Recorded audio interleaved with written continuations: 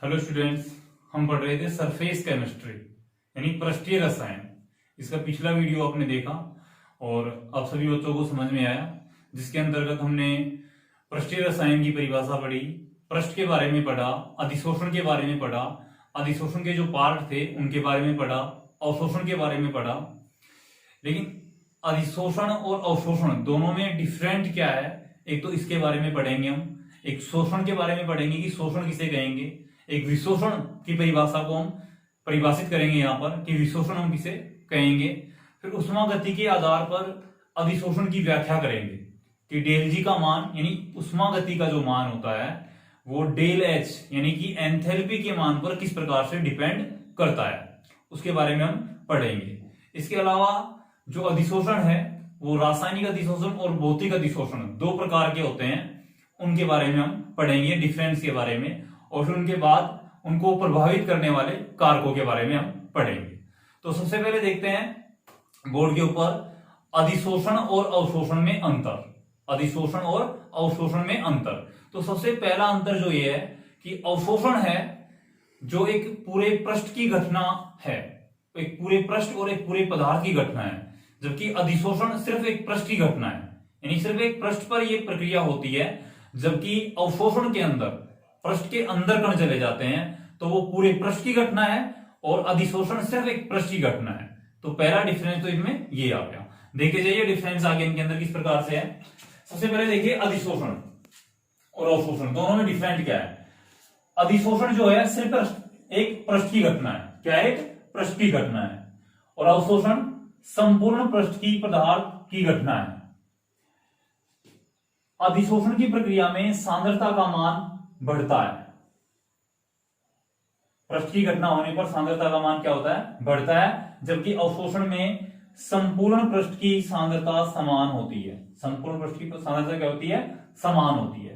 Next है, यह पहले तीव्र गति से होता है और बाद में मंद गति से होता है, जबकि अवशोषण है वो एक समान गति से संपन्न होता है, एक समान गति से संपन्न होता है।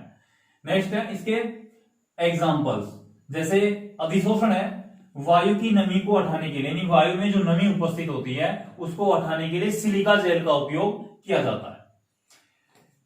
अवशोषण के अंदर CaCl2 कैल्शियम डाइक्लोराइड द्वारा जलवाष्प का अवशोषण होता है, ये अवशोषण का एग्जाम्पल हो गया। ठीक है, दोनों में अंतर स्पष्ट हो गया आपके अधिशोषण और अवशोषण में। उसके बाद देखिए विशोषण, नाम में देखो विशोषण अपोजिट होगा किसका, शोषण का। विशोषण के अंदर क्या होता है कि जो अधिशोष्य के कण होते हैं, अधिशोष्य के जो कण होते हैं वो अधिशोषक की पृष्ठ से बाहर निकल जाते हैं, अधिशोषक की पृष्ठ से बाहर निकल जाते हैं। और ऐसा कब होता है, तापमान बढ़ाने पर। ऐसा कब होता है, तापमान बढ़ाने पर। इस क्रिया को हम क्या कहेंगे, विशोषण।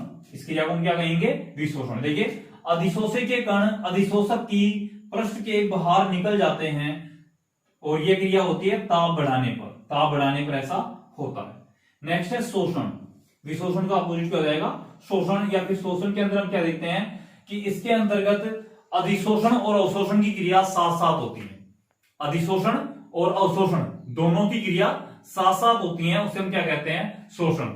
जैसे पैलेडियम धातु की सतह पर H2 गैस को प्रवाहित करने पर दोनों प्रक्रियाएं साथ साथ होंगी।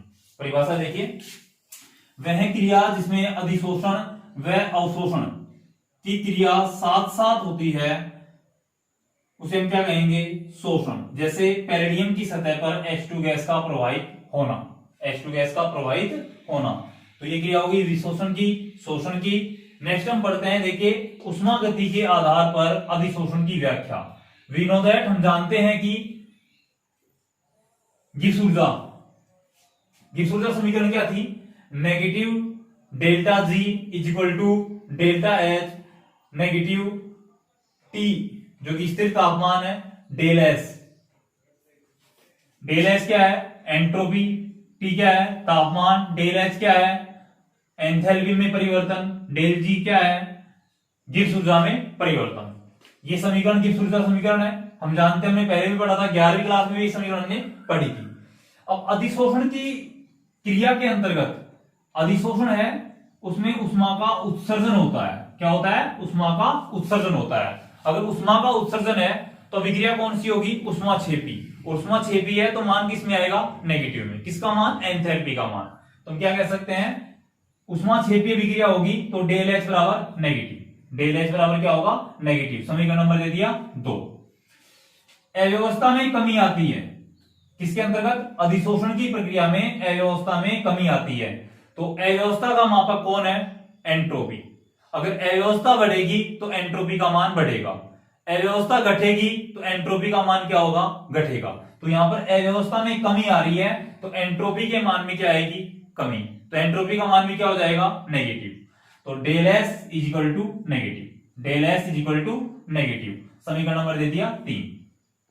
अब समीकरण नंबर जो 1 है, इस समीकरण 1 में समीकरण 2 व समीकरण 3 का मान रख देते हैं। तो समीकरण 3 का मान रखते हैं, 3 में मान रखते हैं समीकरण 1 से। तो देखिए माइनस डेल जी, माइनस डेल जी ऐसे कैसे, एंथैल्पी किसमें आ गई, माइनस डेल एच। यहां पर पहले से माइनस था, माइनस हो आएगा, माइनस माइनस क्या हो जाएगा, plus. Plus T del H. समीकरण नंबर 4। और समीकरण नंबर 4 से स्पष्ट हो रहा है कि नेगेटिव डेल जी का मान नेगेटिव डेल एच के मान पर निर्भर करता है। यानी गिब्स ऊर्जा का मान है जो एंथैल्पी के मान के ऊपर डिपेंड करता है, निर्भर करता है। ये थी ऊष्मागतिकी के आधार पर अधिशोषण की व्याख्या। ठीक है। इसके बाद देखिए अधिशोषण के प्रकार, 2 प्रकार के होते हैं। एक तो होता है भौतिक अधिशोषण और एक होता है रासायनिक अधिशोषण। अब भौतिक अधिशोषण और रासायनिक अधिशोषण में हम अंतर पढ़ेंगे। तो देखिए भौतिक अधिशोषण में तो क्या होता है कि जो अधिशोष्य है वो अधिशोषक के बीच दुर्बल आकर्षण बल लगा होता है। अधिशोषक व अधिशोष्य के बीच दुर्बल आकर्षण बल लगा होता है, जबकि रासायनिक अधिशोषण के अंदर अधिशोष्य व अधिशोषक के बीच प्रबल आकर्षण बल लगा होता है। पहला डिफरेंस इनका ये हो गया। सेकंड डिफरेंस ये है, अगर हम तापमान बढ़ाते हैं किसके अंतर्गत, भौतिक अधिशोषण के अंदर तापमान बढ़ाते हैं तो अधिशोषण की मात्रा घटेगी, जबकि उसमें तापमान बढ़ाने पर, रासायनिक में तापमान बढ़ाने पर अधिशोषण की मात्रा है जिसमें क्या आती है, कमी आती है। उसमें क्या आएगी, कमी आएगी। सॉरी, अगर यहां पर टेम्परेचर बढ़ाते हैं भौतिक अधिशोषण में तो अधिशोषण की मात्रा में कमी आती है, और रासायनिक अधिशोषण में टेम्परेचर बढ़ाने पर अधिशोषण की मात्रा में वृद्धि होती है, यानी कि वो बढ़ता है। इसके अलावा देखा जाए तो भौतिक अधिशोषण जो है वो उत्क्रमणीय होता है, यानी रिवर्सिबल होता है, दोनों तरफ विक्रिया चलती है इसके अंतर्गत। किसके अंतर्गत, भौतिक अधिशोषण के अंतर्गत। और जबकि रासायनिक अधिशोषण जो होता है वो अनुत्क्रमणीय होता है। रासायनिक अधिशोषण क्या होता है, अनुत्क्रमणीय होता है। भौतिक अधिशोषण के अंतर्गत बंध एंथैल्पी का जो मान होता है वो 20 से 40 किलो जूल मोल इनवर्स 1 होता है, जबकि रासायनिक अधिशोषण के अंतर्गत बंध एंथैल्पी का मान 240 किलो जूल मोल इनवर्स 1 होता है, जो कि बहुत ज्यादा है, इससे भौतिक से रासायनिक का ज्यादा है। इसके अलावा अगर हम देखा जाए इसके अंतर्गत एक सबसे बड़ी बात कि जो भौतिक अधिशोषण है उसमें बहुआण्विक परतें बनती हैं, बहुआण्विक परतें बनती हैं, जबकि रासायनिक अधिशोषण के अंतर्गत एक आणविक परत बनती है, सिर्फ एक आणविक परत बनती है। अब अधिशोषण को प्रभावित करने वाले कारकों के बारे में हम नेक्स्ट वीडियो के अंतर्गत पढ़ेंगे। थैंक यू बच्चों।